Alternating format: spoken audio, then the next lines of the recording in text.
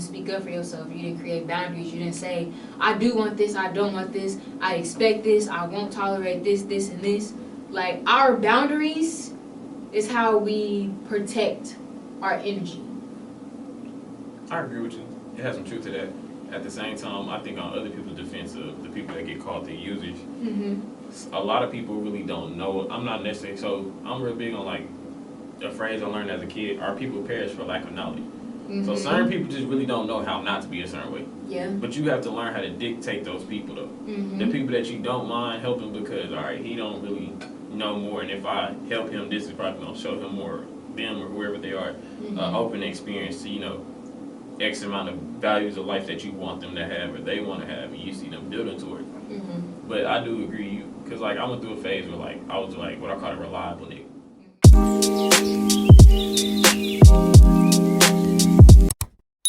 What's up, everybody? Welcome to another episode of TTALK, where it is you plus me plus a lovely cup of tea, and today we are back with another episode. If you guys are new here, let me reintroduce myself. My name is Nala Asa Shakur, also known as Tyler A. Norman. I'm the author of the book Love Starts Here. If y'all haven't read, seen, heard, checked out my book yet, I'll link this down below. You can read all about it. It takes you down a pretty life-changing journey of just learning how to manage your energy and learning how to manifest and create your world from the inside out. So yeah, I'll link that down below. I'm also the owner and the CEO of the All Natural, which is your one-stop holistic health shop, where we provide all your needs for a natural lifestyle in a content, product, service, or event. So, like I said, you guys are new here. If you're returning, thank you so much for coming to T-Talk. Go ahead and subscribe if you're viewing from YouTube. Follow us on Apple, Spotify, Google, all the podcast platforms. Thank you so much for being here. T-Talk would not be where we are without you guys, without the listeners and the watchers. So, yes, with that being said, without further ado, I was trying to say both of those at the same time. But without further ado, we have a special guest today, okay? This is my cousin, actually. So happy to have him here. We're going to have a dope conversation. So, yeah, I'm going to let him introduce himself. My name is B Thizzle. So everybody go by B Thizzle. B, probably I have to go by B though. But fashion designer, Kansas City, Missouri. That's what's up. Younger cousin of Nala Shakur, Tyler Norman. So you got some of your merch on today, I see? Yeah, I got, this actually like, I ain't gonna say it's my favorite, because I got some more stuff I ain't dropped yet. That's probably, I like it a lot better than this, but it's the one that got me notarized. One of them that got me notarized the most, my War on Drugs hoodie. What's your clothing line called? Success in the Feet Lifestyle, but for every short, it's called Sad Lifestyle. That's what's up. That's what's up. So yeah, check out some of his merch. We're gonna link that down below, link down the Instagram, link where you can get this hoodie from. Y'all should get one for sure, because they are dope. But yeah, so with that being said, we're gonna get into some deep breaths, mini meditation. Y'all know how we do. Get into a prayer, and then we're gonna get started. Okay. All right. So, everybody close their eyes. Relax the shoulders. Unclench the jaw. Allow yourself to be open to receiving. We're going to take 3 deep breaths in through the nose. Pause. Out through the mouth. Again, in through the nose. Pause. Out through the mouth. One more, in through the nose. Pause. Out through the mouth. Thank you, Mother, Father, Creator. Thank you for this day. Thank you for this space. Thank you for our voices and the way we can express ourselves. Thank you for this conversation. Thank you for the way that we can communicate and openly share our opinions and the way that we think and the way that we feel, that can just help us come to deeper perspectives and help us expand our mindsets and opens our minds and allow others to do the same through seeing these 2 different perspectives come together. So thank you for this conversation. Thank you for the healing that we are about to receive. Thank you for everything of today. Thank you for this gift of even being able to receive and deliver divine messages, Spirit. We just give gratitude for everything and all that we have and all that we are receiving. Thank you, God. Ashe. All right, so today we're drinking on some lemon ginger honey tea. That is, just like cousin was saying, that's the Sprite of teas. Like yeah, any kind of like lemon, ginger, you put it together, it sounds like the Sprite of tea. It's universal. Yeah. No matter who you give it to, they gonna like it. They're gonna accept it. Most people gonna like it. It's like that's like the tea everybody has had. Like that's what I go for. You know, just like the tea that everybody's gonna enjoy. And also, since it's cold outside, it's cold in flu season. That ginger, lemon, honey is gonna get you right. Got a sore throat? Drink that. Getting a little runny nose? Drink that. Feeling any type of way under the weather, or just to prevent anything from even happening, it's good to just to sip on it, boost your immune system, and all of that. So. Yeah, normally how we do it on TTALK is we don't pick a topic before we start filming. I just pull some cards and kind of go with the energy. But today, you know, life be lifing, and my life is just fucking chaos right now. So, and that's okay. That is okay. I am perfectly fine with that because it's getting in order. So I'm not afraid to admit I forgot a lot of things. Don't have my cards, but we still moving. We still rocking. So you gotta adjust. So yeah, I think we're going to, just something that popped in my head. I want to talk about people will only treat you how you allow them to. And I'm gonna go further into that. I have just been dissecting my life, just observing, and I've just been realizing, like, and just with everybody, just seeing other dynamics, seeing my relationships with other people, just deeply understanding that, like I said, people will treat you how you allow them to. So if you look at your life and your relationships and you look like, I don't really like this, I'm not really happy with this, you know, this person think they can just talk to me however, you know, this person uses me and they want to get everything from me and they don't give anything in return, or this person does this, this, and this. Like, we can be in the victim mindset and look at those people as if they're doing something to us, but then it's like self-reflection kicks in and you gotta think, people only gonna take what you give. Like, if somebody's using you, it's because you're overgiving. It's because you allowed them to keep on using you. You never created boundaries. You never said, hey, I'm not gonna do this unless, you know, you come in with this energy. Or I'm not gonna allow you to speak to me that way, or, you know, it's gonna be all bad. And that's where people know what they can get away with you. Like, for me, I think what made me realize it was just voicing my opinion in my relationship for like what I want. And lately I've been speaking up for myself a lot. Like, actually, you know, I don't agree with this. Actually, I want this for the future. Actually, I want this, this, this, and this. And as a woman, it's very easy to become so submissive that you just like end up living a life that you never wanted because you didn't say nothing. Like, you didn't speak up for yourself. You didn't create boundaries. You didn't say, I do want this, I don't want this, I expect this, I won't tolerate this, this, and this. Like, our boundaries is how we protect our energy. I agree with you. It has some truth to that. At the same time, I think on other people's defense of the people that get called the users, a lot of people really don't know. I'm not necessarily, so I'm real big on like a phrase I learned as a kid, our people perish for lack of knowledge. So certain people just really don't know how not to be a certain way. Yeah. But you have to learn how to dictate those people though. The people that you don't mind helping because, all right, he don't really know more, and if I help him, this is probably going to show him more, them or whoever they are, open experience to, you know, X amount of values of life that you want them to have or they want to have, and you see them building toward it. But I do agree, because like I went through a phase where like I was like what I call a reliable nigga. So whenever I'm at work, your job know when we call this nigga, he gonna want to come in. He might not want to come in, but he gonna come in for however many hours we need him. Somebody be like, hey, I need to do this or whatever. You know, they know you gonna come because you're a reliable person. You basically Superman. And what people forget, Superman's still a normal person at the end of the day. So when you're done being this strong, powerful person, you gotta kind of be a normal person too. And that kind of, you really facade a lot of your emotions when you stop being, when you don't know how to flip that switch on and off. You know what I'm saying? Like. When you want to save everybody else, you want to help everybody else from everything that got going on. But it's like, that comes to, you got to help yourself first, always. I think that's my biggest problem in life. I don't be helping myself a lot. Like, that'd be hard though. And it'd be just, I don't know, that'd be hard. Helping yourself be hard, especially when you be trying to, it really takes time to learn yourself sometimes. Like, you got to learn certain stuff that you like and how you want your life to be. I agree with that.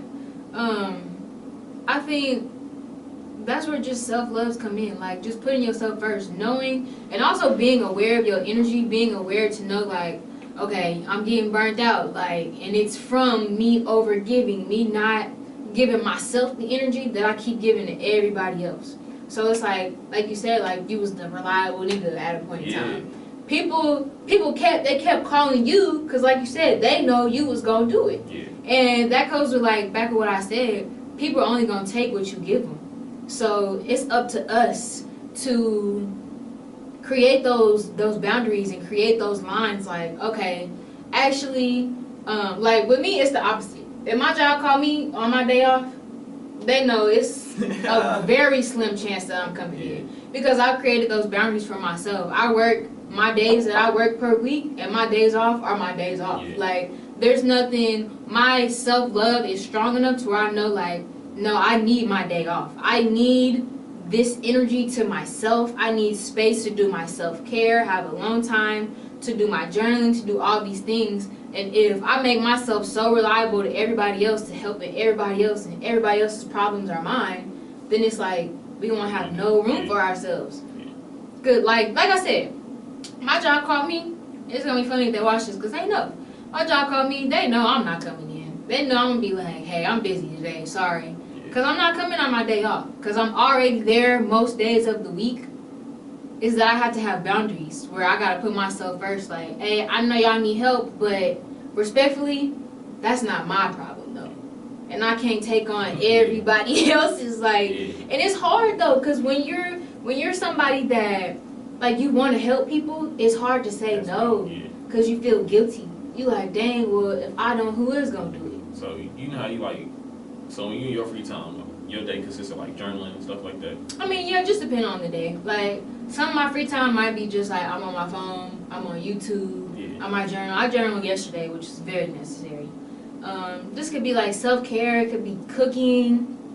Just, my free time consists of me doing things for myself that I need to feel good. Like, and that comes in a lot of different forms. That'd be my thing. I'll be real, like, I kind of put it. I'll be thinking to myself, like, all right, cool.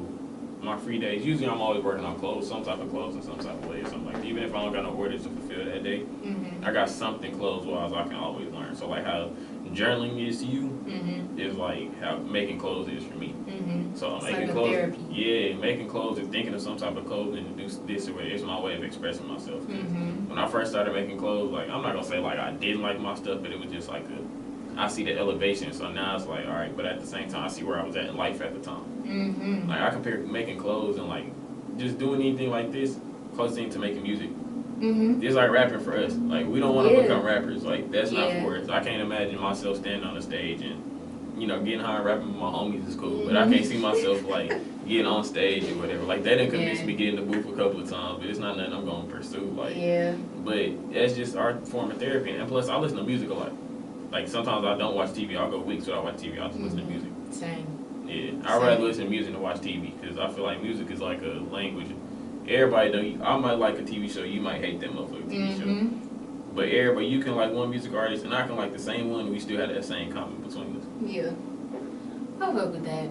And I think it's just about, I think that's gonna be like the title of this podcast is help yourself before you help other people, or else you're gonna be burnt out. Otherwise you ain't gonna be able to help yourself after a certain amount of time.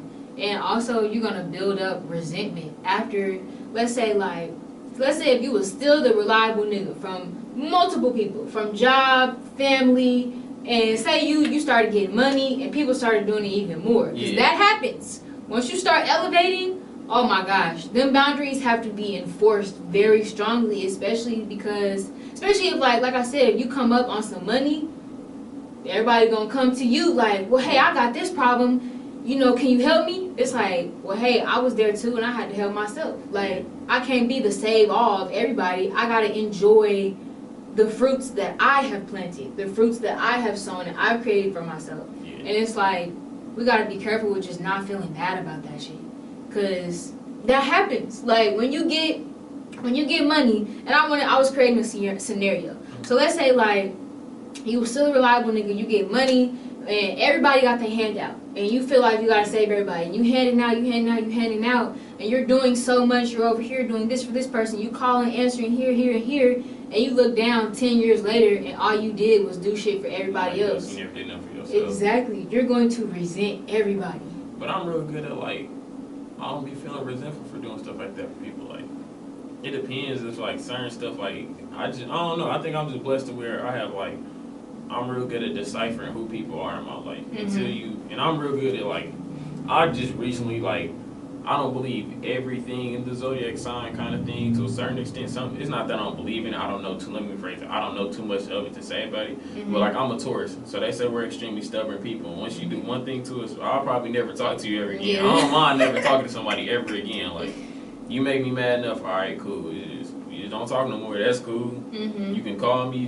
I'm not gonna block you. I'm gonna look at your phone. I'm gonna look at the phone. But wait till you get done ringing. Finish scrolling or doing whatever I'm doing my day. But I'm just real good at deciphering. I think you just gotta decipher who for you and who not. Because some people, like I'm saying, like aren't users, and I've had a lot of people ask me for stuff, but I know I don't mind doing it because I need these people around for X amount of reasons. Not necessarily to get something out of the game, but certain people are good for your mental health. Yeah, this is true. I think, like you said, it's about deciphering who's worth giving it to, and who is an investment, who's an asset towards you and your well-being.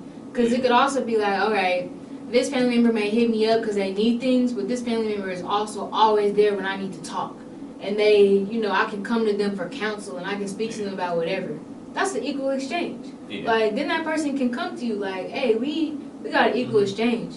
And then there's people who are like empty, you put into it and nothing comes out of it. They just keep on taking and taking and taking. And like you said, a user or somebody who continuously only receives, it's not their fault, because that's how they came up. They was used to like having to get from other people. It's just like you said, we got to be aware of the people that we have in our lives and be conscious of like not giving to everybody. Like, because we can't do it. No matter what, you can't fucking save the world. You can't do it. Like, no matter how much money you got, you can't give to everybody, or at the end of the day, you're going to be dried out at the end. And that's what I was kind of like trying to go into. Like, 10 years later, you might look down the line like, damn, I helped everybody but myself. Like, I put everybody in the position but myself. And I was too busy focusing on helping everybody else that I didn't realize I needed to put that energy within first. Because you really can't help anybody efficiently until you help yourself first. Because then you're not coming from it's going to be temporary. Like if you get into a bag and you continuously giving that shit all away and you're not letting that recycle, eventually it's going to run out. Like, that's just science. It's just natural law. It's going to run out. Facts, and you're going to be like, well, damn. Like, like, when I was a kid, like, I know you since kindergarten. Like, so, you know, when we was young, you think like, $1 million is hella money. $1 million is hella money, bro. Like, you get $1 million, bro, you probably set for the rest of your life. You're rich as hell, bro. Nigga, I get older, I'm like, bro, $1 million ain't shit. Like, okay. If I get $1 million now, bro, I ain't gonna care. I might not be in the same financial, like, status, like, but at the same time, I'll probably be poor in the next, like, 7 months. Though. Yeah, like, you still gonna have to work still. Yeah. And, like, you gotta figure out how to make that money flip. Like, make that money double, make that money work for itself.